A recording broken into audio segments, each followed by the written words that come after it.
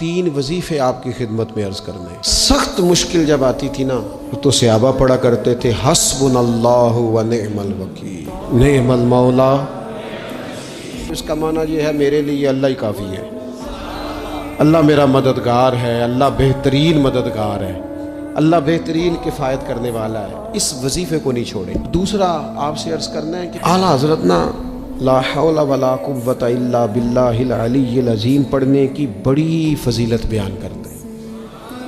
یہ ایسا وظیفہ ہے جو سب کو آتا ہے نا ماشاءاللہ۔ نبی پاک علیہ السلام نے فرمایا یہ اللہ کے عرش کے خزانوں میں سے خزانہ ہے۔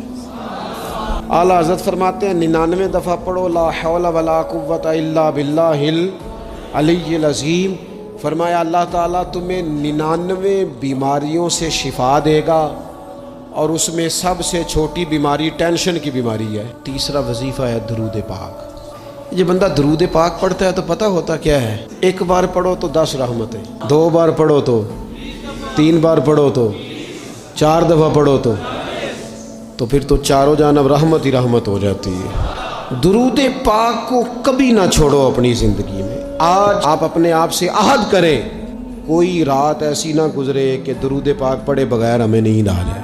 ایک تسبیح سبحان اللہ کی پڑھیں، ایک الحمدللہ کی پڑھیں، ایک اللہ اکبر کی پڑھیں، سبحان اللہ و بحمدہ سبحان اللہ العظیم۔